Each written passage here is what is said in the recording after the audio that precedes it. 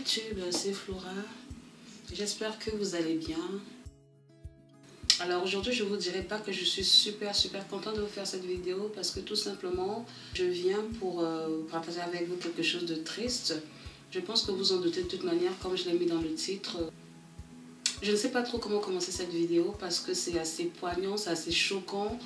Je ne suis pas du genre à faire des vidéos débats, des vidéos polémiques. En général, je me mets toujours un tout petit peu en dehors de tout ça parce que franchement, je n'aime pas trop voilà, mettre ma patte dans ce qui ne me regarde pas trop, surtout quand ce n'est pas vital. Quand je me suis dit non, écoute Flora, là, c'est vraiment quelque chose de vital parce qu'il s'agit là de mon sang, voilà, de ma chair, voilà, de ma famille, de ma maison, de mes enfants, de mes sœurs, de mes frères. Et ça se passe chez moi, ça se passe dans cette Afrique dont je parle souvent dans mes vidéos. Si vous me suivez souvent, vous allez remarquer que j'ai l'habitude de dire mon Afrique chérie.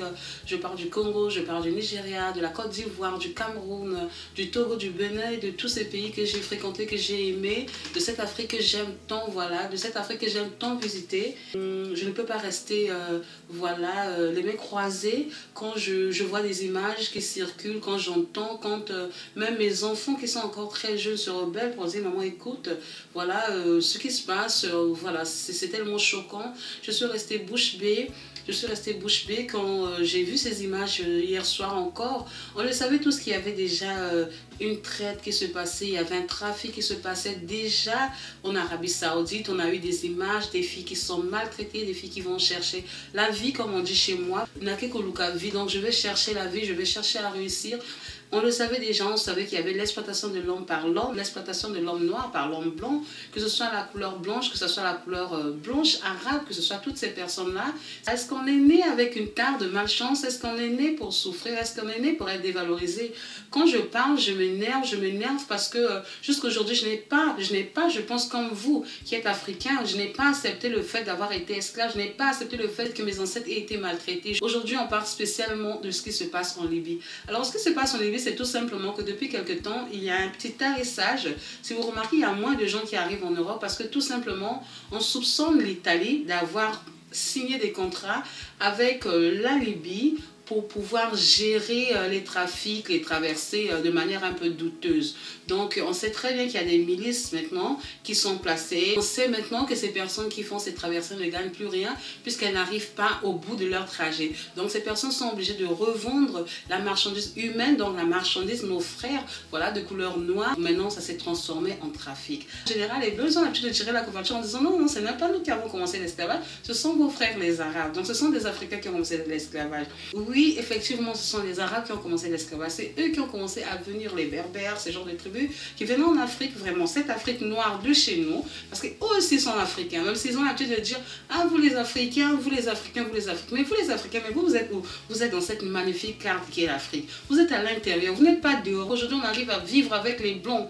Ça a été un long combat, un combat de longue haleine. Il y a des gens qui ont été sacrifiés, des personnes qui sont mortes, des familles ont été décimées justement parce qu'elles s'étaient révoltées. Et comme le dit Che Guevara, celui qui n'a pas le courage de se rebeller n'a pas le droit de se lamenter. Vous l'avez vu le reportage? Si on a nos frères qui se font massacrer, il y a des enfants, il y a des femmes, il y a nos frères, c'est notre sang, ils sont maltraités et on doit en parler. On n'a pas le droit de rester dans le calme en se disant « Ah, ce n'est pas arrivé, c'est pas ma famille, c'est lui qui est là-bas. » Non. On n'est pas là dans cette polémique, restez chez vous, l'Afrique, voilà, c'est bien, l'Europe n'est pas un Eldorado, l'Europe n'est pas le paradis, les États-Unis, c'est pas le paradis. C'est bien de dire tout ça. Quand on a la possibilité en Afrique de pouvoir manger, quand on a la possibilité en Afrique de trouver du travail, quand on a la possibilité d'avoir des parents qui ont les moyens de vous élever. Mais quand on est dans cette Afrique où il y a des guerres, quand on est dans cette Afrique où il y a le terrorisme, quand on est dans cette Afrique où on a moins de 1 euro pour se nourrir pour toute une famille, je pense que ce discours ne tient pas. Et aujourd'hui, on n'a pas besoin de ce discours-là. On n'est pas là pour dire reste en Afrique, l'Afrique est bien. Oui, reste en Afrique, l'Afrique est bien, mais toi, tu es bien, tu manges bien chez toi. Donc tu n'as pas le droit de juger cette personne qui est dans la souffrance, cette personne qui voit son enfant mourir parce qu'elle n'a même pas 1 euro pour acheter un médicament pour soigner le paludisme. Cette personne qui est dans un hôpital, moi je l'ai vu en Afrique, une personne qui est là à l'hôpital avec un enfant et qui a besoin de soins. Et cet enfant est juste mort parce qu'il ne peut pas payer 3000 francs CFA pour soigner son enfant. Quand on est dans cette Afrique où on meurt parce qu'on est malade et qu'on peut se soigner, cette Afrique où on meurt parce qu'on n'a pas la sécurité sociale, cette Afrique où on est en train de dormir sans avoir mangé parce qu'il n'y a aucune aucune allocation. Cette Afrique, quand on est là, on n'a pas le droit de dire à ces personnes ne venez pas. On n'a pas le droit. Cette personne, elle risque leur vie parce qu'elles se disent qu'on va peut-être mourir, mais si on y arrive, on sera sauvé. Et ces personnes, si elles le font, c'est parce qu'elles n'ont plus rien à perdre, parce qu'elles n'ont pas d'espoir, parce qu'il n'y a pas de lumière, parce que c'est un peuple sans avenir. Parce que quand on est en Afrique et qu'on est dans un endroit bien, quand on va à l'école, quand on est nourri tous les jours, on n'a pas du tout envie de se mettre à rentrer dans des bateaux pour voyager. Donc toutes les personnes qui le font, ce sont des personnes qui savent qu'elles n'ont plus d'avenir, qu'elles n'ont pas d'avenir. Et la seule chose à faire, c'est de tenter l'aventure, aller se chercher. La seule chose qu'elles sont capables de faire, c'est d'aller payer un petit voyage pour une traversée entre la Libye et l'Italie.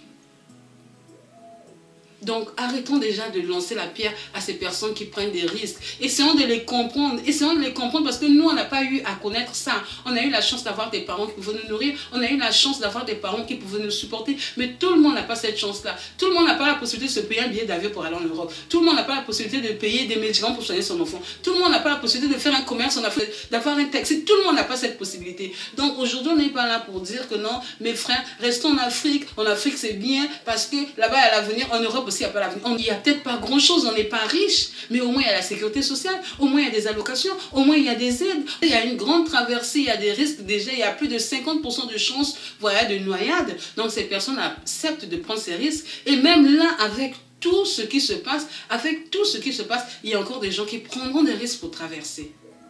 Et moi, ce que je sais, c'est que si on compte tout simplement sur les Blancs, ça ne va rien changer. Parce que d'un côté, ça les arrange, le fait que les gens ne viennent pas.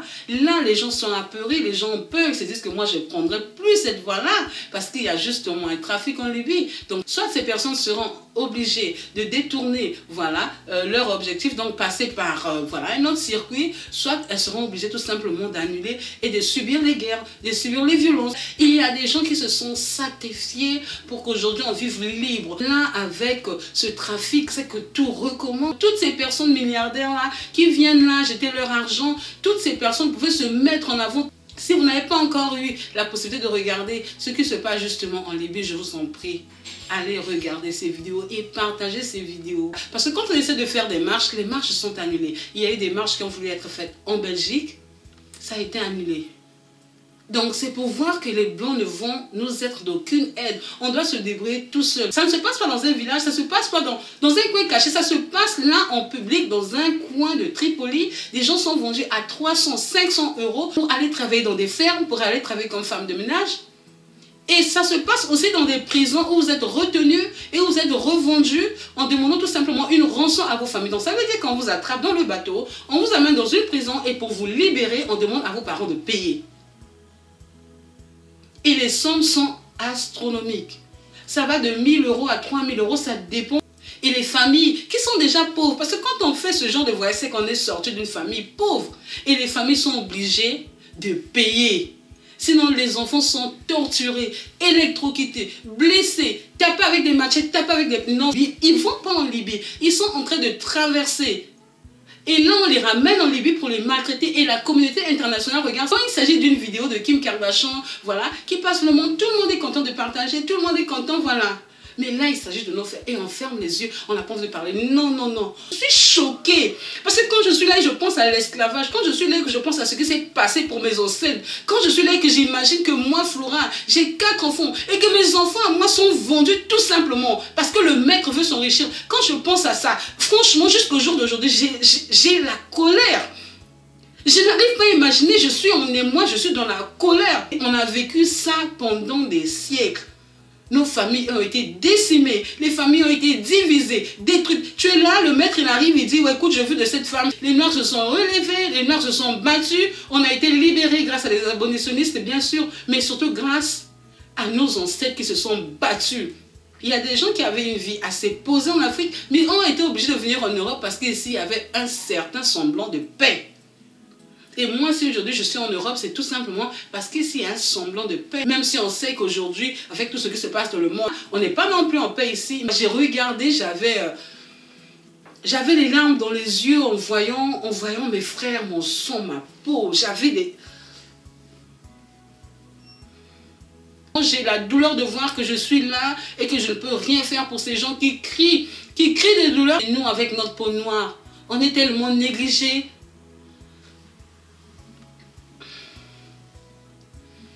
Je ne sais pas quoi dire, on est négligé tout simplement. Je sais très bien qu'on ne peut pas compter sur les Blancs puisque quelque part ce trafic qui a tari les arrange. Il y a moins de bateaux qui arrivent et on ne peut compter que sur nous-mêmes parce que c'est un problème qui nous concerne. Je suis la fille de mon père, je suis la fille de l'Afrique et j'ai envie de continuer à dire ça. J'ai pas envie que des personnes soient maltraitées tout simplement parce qu'elles ont eu envie de vivre comme nous, dans la paix. Parce qu'elles ont eu envie de protéger leur famille. Je vous en prie, ayez pitié de ces personnes qui sont des victimes. Surtout ne me dites pas dans les commentaires, non, pour qu'elles viennent, l'Afrique c'est bien, je vous en prie. Ne pensons pas à ça, ne parlons pas comme ça. Il y a des gens qui souffrent. Il y a des gens qui vivent avec moins d'1 € pour une famille de 10 personnes. Je vous assure. Peut-être que ça fait des siècles que vous n'êtes jamais reparti en Afrique. Peut-être que vous êtes né en Europe et que vous n'avez jamais vu les réalités de l'Afrique. Et moi, je suis une personne qui voyage à travers l'Afrique. Et je connais la douleur et la souffrance de voir des enfants qui sont en train de te regarder juste parce que tu manges un petit bout de pain. Je me suis mis un morceau de pain dans la bouche et je l'ai jeté. Et un enfant est venu ramasser parce qu'il n'avait pas mangé. Et c'est quelque chose de tellement poignant. Après, je lui ai dit, écoute, je t'en achète. Mais est-ce que je peux acheter le pain à tous ces Africains? Je ne peux pas. Le combat vient tout simplement de ces gens qui sont en Libye, qui vendent nos frères, mais aussi de ces personnes qui acceptent d'acheter. Parce que si tu vends et qu'il n'y a aucun client, soyons frères d'être africains, soyons encore plus fiers d'être africains. Ne nous disons pas, non, j'ai honte d'être africain, je vois tout ça, j'ai honte. Mais si toi tu as honte, qui va sauver ces gens-là? Si nous on a honte, qui va parler pour eux? Parce qu'ils sont dans des prisons, ils sont dans des fermes, ils sont en train de travailler. Eux, ils ne peuvent pas crier, mais nous, on peut le faire sur YouTube, nous, on peut le faire sur Facebook, nous, on peut le faire sur Instagram, nous, on peut le faire, nous, on peut le faire, et on doit le faire. On ne doit pas juste être là en train de parler de beauté, beauté, beauté, beauté, beauté, beauté, beauté, décoration, tout et tout, et oublier nos frères qui sont dans la souffrance, qui ont besoin de nous. Mon enfant qui a voulu sacrifier sa vie pour aller chercher, pour m'aider, moi. Et cet enfant aujourd'hui qui est justement dans une prison, et il y a une rançon qui me demande, et que je n'ai rien, parce que si cet enfant est à l'envoi, c'est parce que justement, je n'avais rien. Et là, justement, demande une rançon à mon Dieu, franchement. Je suis en émoi, je suis en émoi. Ça, c'est une polémique où j'ai envie d'entrer. Quand on est comme ça, on a juste envie de dire, mais moi, j'ai envie de faire quelque chose pour l'Afrique. Et la seule manière de le faire, c'est justement moi de vous parler. Parce que je ne suis pas politicienne, parce que je suis pas dans l'armée, parce que je ne veux rien faire que vous parler. Vous dire que cette Afrique, on l'aime tant. Moi, je l'aime tellement.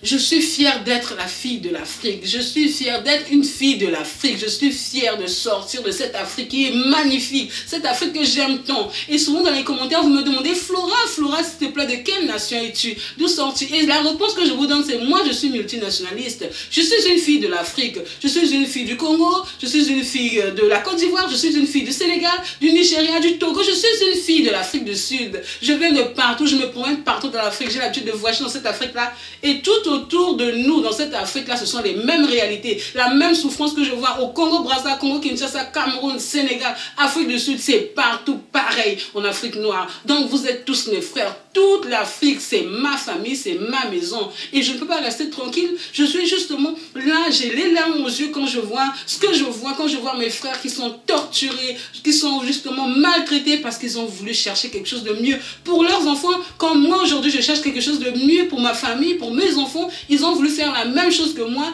et justement, ils ont été kidnappés et ils ont été maltraités, ils ont été séquestrés, ils ont été revendus, ils ont été vendus aux enchères. Il y a des enchères qui sont faites pour nous les Africains. Donc selon ta taille, selon ta santé, selon ton physique, le prix part de 300 à 500 euros. Vous imaginez ça aujourd'hui en 2017, qu'on vende des gens à quelques kilomètres de Tripoli, en banlieue de Tripoli, qu'on vende encore des gens de nos jours. Vous imaginez ça? Ce serait vous à votre place. Qu'est-ce que vous aurez voulu qu'on fasse? C'est tout simplement, on ne peut pas crier pour aider ces personnes-là.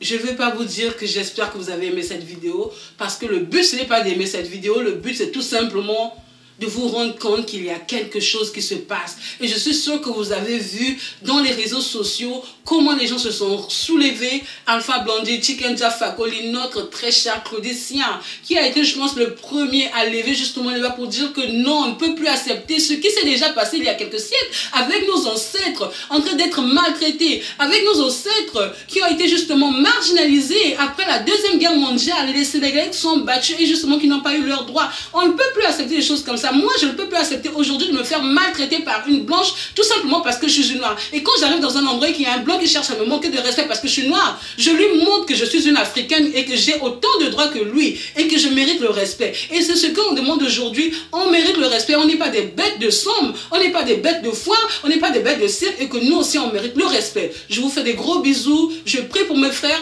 Je crie, j'ai de la douleur là aujourd'hui et je vous dis que Dieu nous garde, que Dieu vous garde. Gros bisous.